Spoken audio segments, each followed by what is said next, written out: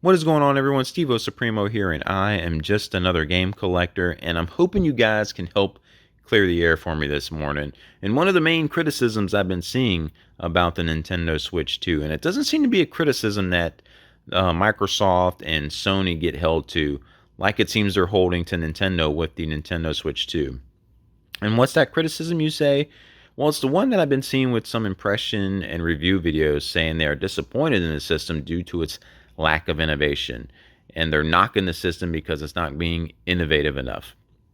Well, let me take you guys on a journey throughout multiple console releases and how us as gamers, our main goal and target was we're hoping that the next console coming out would just have better graphics. Like, that's all we wanted. When it was from 2D gaming to 3D gaming, was like, wow, mind blowing when the PS1 came out and 64, seeing that stuff just incredible. And then when you hear the rumors and announcements that the PS2 is coming out, all we want is better visuals. We just, man, can we get some better visuals? And then you see it, your mind gets blown. It's like, wow, I can't believe we're here. And even the same way to the 360 and the PS3, just better visuals and graphics. It's all we wanted. And right after that generation, we started to become performance snobs as well. At least, not me. I could care less about that stuff still. But a lot of gamers have become performance snobs where they need to have certain frame rates. So around that PS4 era is when which like, not only do we want better visuals and graphics, but we need better performance too. We need better frame rates because we're starting to get compared to PC level looks on some of these games. So we want the frame rates people get on PCs. So for recency bias, what all we want in a console is better graphics, better performance. Boom, that's it, and that should make us happy.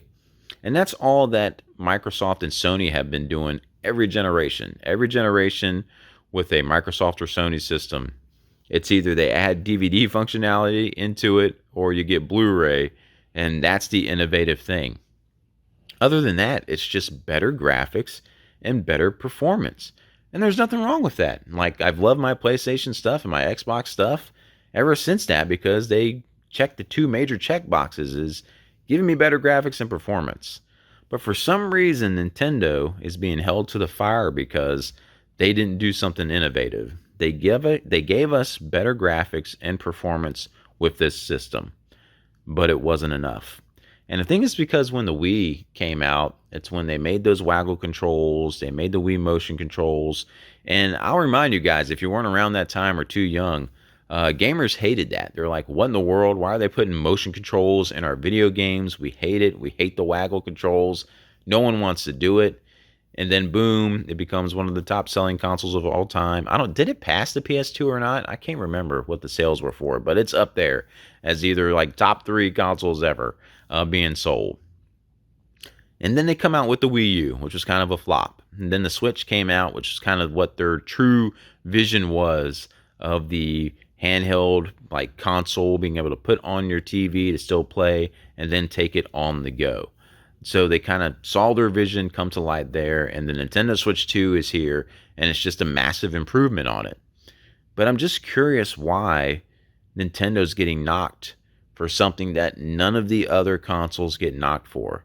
Did the Wii put this thing in our minds now that in order for Nintendo to succeed in something, they have to do something innovative and crazy like they did back then with making motion controls? When the first Nintendo Switch came out, like, that was super innovative to have something be able to go on your TV and then take portable as well. I am perfectly fine with the system keeping its same feel. Like, it is a Switch. It's a Switch 2. That's why it's called a Switch 2. It's pretty much the same thing. It's just better all around. Better performance, better graphics. And that's all I wanted. People love the Switch, so why wouldn't they want something just like it? I think when we see a system that looks pretty much exactly the same, we're like, man, they didn't do anything to it. But I don't care what the system looks like. I know when Sony and Microsoft and everything comes out, we're like, I wonder what the new system's going to be. But their system isn't a tablet that's on the go. Unless we wanted Nintendo to go back to just being a console-only, TV-only system, it was going to be a tablet. So I don't know what else you could do different to make a tablet different. Tablets look like tablets. The Portal. It's a tablet with controllers on the side. If PlayStation decides with the PS6 to maybe make it portable on the go, it's going to look like a Portal, and they're all going to kind of look the same. There's only so much innovation you could do in the looks department for a tablet, but I don't know. I just thought it was weird because a criticism like that just seems unfair for a Nintendo to have to do something innovative these days while other consoles don't. And again, I'm perfectly fine with just having better graphics and performance on my systems. And when the next ones come out, when the Switch 3 comes out, or when the PS6, who knows what Microsoft's going to do? I don't know what they're doing with consoles. I just hope for better graphics and performance. I don't need them to do anything crazy.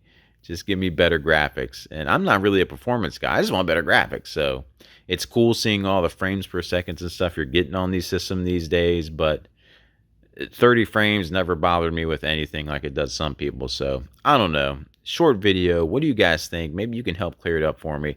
And this isn't a video to come out to defend Nintendo on their Switch 2 or anything. I really enjoy the console. We've been having a blast with it this handful of days it's been out.